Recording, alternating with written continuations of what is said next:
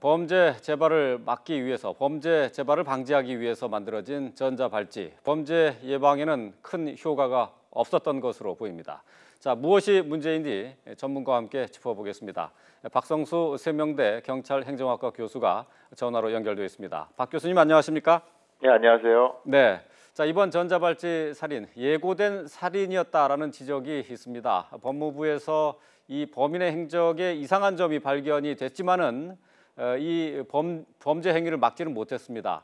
전자발찌, 이번 사건에서 어떤 것이 문제였다고 보십니까? 우선 가장 중요한 게 이제 관리 감독의 문제고, 또 전자발찌에 대한 그런 과도한 인식이 또 문제인 것 같습니다. 왜냐하면 전자발찌가 모든 범죄를 막을 수 있다는 그런 그 인식인데, 전자발찌가 모든 범죄를 막을 수 있는 건 아니거든요, 실질적으로요.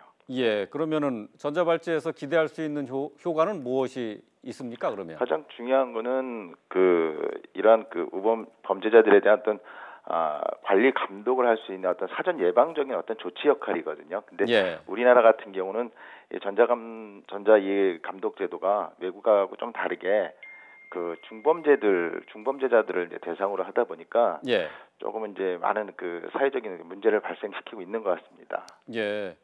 원래 뭐 전자발찌는 중범자에게만 이렇게 제한적으로 차게 돼 있는 것 아닙니까?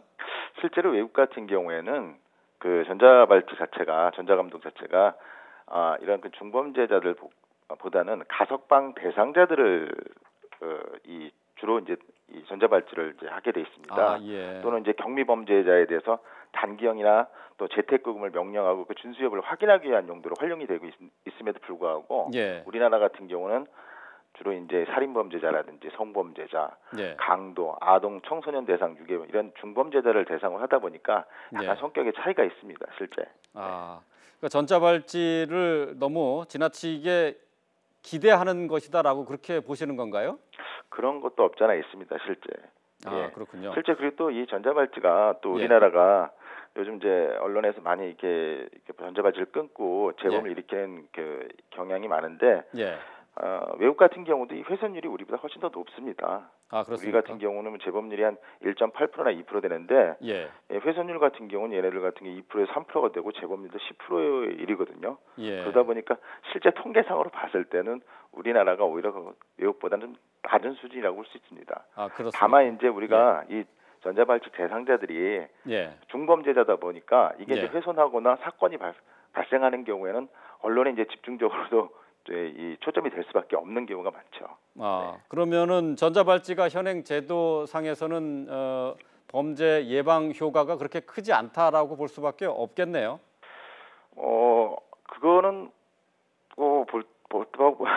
없다고 볼 수는 없는 이유 중에 하나가 실질적으로 이제 그 제도 전보다 이 동종 재범률이 많이 떨어졌습니다. 실제적으로 예를 들어서 성폭력 같은 경우만 보더라도 제도 시행 전에는 동종 재범률이 한 14% 정도 됐는데 그 이후에는 동종 재범률이 1.7%로 한 2%대거든요. 그러니까 8분의 1 수준으로 떨어진 겁니다. 그렇기 때문에 통계상으로 봤을 때는 뭐 이게 전혀 효과가 없는 거 아니냐라고 이렇게 말할 수는 없는 거죠.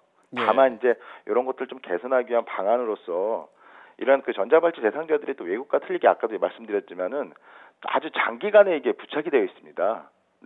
실제적으로는 1년 정도인데 외국 같은 경우는 우리는 평균 7년입니다. 그러니까 이런 부착 장기화로 인한 그 여러 가지 문제가 이런 범죄를 발생시키지 않나 그런 생각이 듭니다.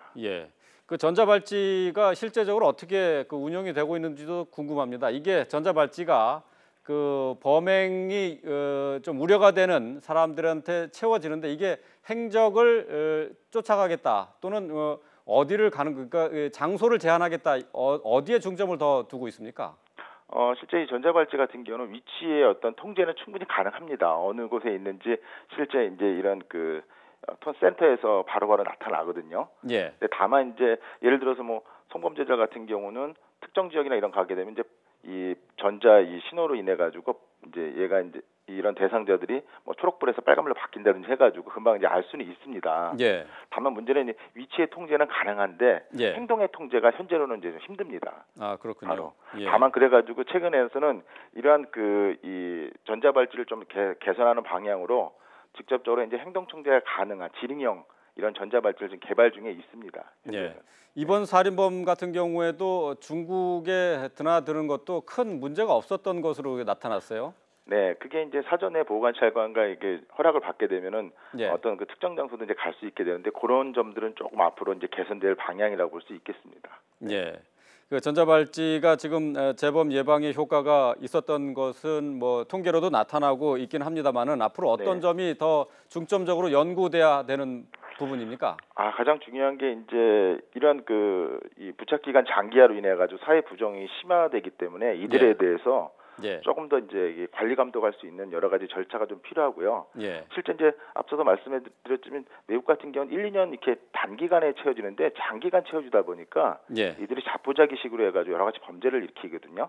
예. 그러니까 이들에 대해서 뭐 이제 가해제를 활성화시킨다든지 예. 실제로 이제 이게 전자발찌 대상자의 80% 이상이 성범죄자들입니다. 예. 그러다 보니까 이들에 대해서 좀 가해제가 안 되고 있는데 그런 것 좀 활성화시키는 방향도 중요하고 또 이들이 사회생활 하면서 그 여러 가지 이제 그 많은 제약을 받게 됩니다. 실질적으로 이게 형벌과 같거든요. 예. 그러니까 이들에 대해서 사회생활을 할 수 있는 여러 가지 이제 지원 프로그램이라든지 이런 것들이 좀 계속적으로 마련되지 않으면은 똑같이 이런 일이 발생하지 않을까 생각이 듭니다. 예. 예. 잘 들었습니다. 자, 지금까지 세명대 박성수 교수였습니다. 전자발찌 제도 2008년에 도입이 되는데 이제 다시 한번 점검해 볼 때가 된 것 같습니다.